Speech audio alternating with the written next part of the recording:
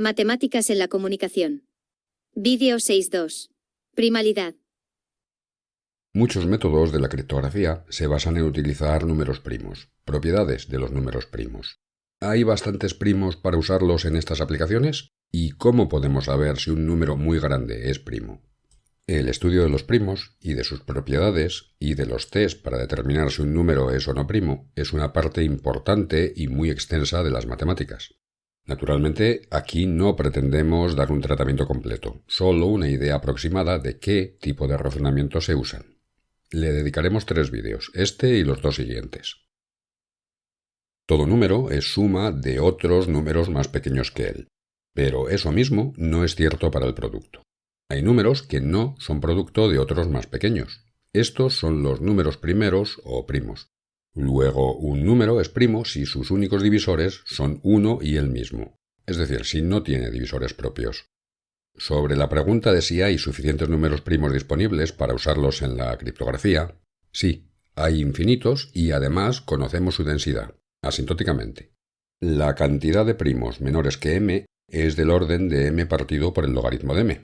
Este resultado es el teorema de los números primos. Así que no parece difícil encontrar uno cuando lo necesitemos. Pero, ¿cómo sabemos si un número concreto es o no primo? El método más obvio, el que se enseña en la primaria y se ha utilizado durante siglos, es el de criba. Si n es compuesto, alguno de sus factores debe ser menor que su raíz cuadrada. Luego basta dividir n entre todos los enteros hasta la raíz de n, y comprobar si la división es exacta.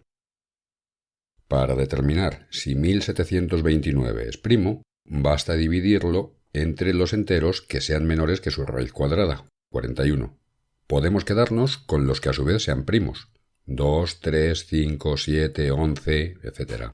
Con 7 tenemos ya una división exacta, así que no hace falta seguir. 1729 no es primo. El método funciona, claro, pero es muy costoso computacionalmente. 1729 es un número pequeño, pero hacer lo mismo con números de 1000 cifras es inviable. Notar que este método nos da también algo que no le pedíamos, un factor de n cuando n es compuesto. Así que en la práctica, buscamos otros métodos más rápidos, a los que llamamos test de primalidad. Un test de primalidad es simplemente un algoritmo que permite decidir si un número es primo o compuesto. Habitualmente, distinguimos 2 tipos de test, deterministas y probabilísticos. Los deterministas, como su nombre indica, nos garantizan con absoluta seguridad si el número es primo. Los probabilísticos solo dan una cierta probabilidad de que eso suceda. Entonces, ¿por qué usamos los probabilísticos si los deterministas parecen mejores? Pues porque en general los test deterministas son más lentos, requieren más computación. Pero la cosa no es tan simple. Hay test deterministas que son bastante rápidos y hay test probabilísticos que aseguran la primalidad con una probabilidad tan alta como queramos, prácticamente igual a la de los deterministas. Unos y otros test se basan en propiedades matemáticas de los números primos. Veamos uno de cada tipo. Comenzamos por los deterministas. En realidad, el método de criba es uno de ellos. Vamos a ver otro, el test de Wilson. Se basa en el teorema de Wilson que tratamos en el vídeo 4.9. Asegura este teorema que un número n es primo si y solamente si n-1 factorial es congruente con n-1 módulo n. Por lo tanto, basta comprobar si se da esta condición. Por ejemplo, para ver si 1729 es primo, calculamos el factorial de 1728 módulo 1729, que es 0. El número no es primo. El inconveniente de este método es el que se ve claramente. El factorial de 1728 es un número enorme. De hecho, solo estamos poniendo el principio. Completo ocuparía varias pantallas. Muchísimo más lento que el método de criba. En la práctica no sirve. Dijimos antes que los métodos deterministas suelen ser más lentos que los probabilísticos, pero afortunadamente no tanto como este. Lo ponemos solo como ejemplo. Y vamos con los test probabilísticos. También se basan en propiedades de los números primos. Uno de los más simples es el de Fermat, que se basa en el teorema de Fermat.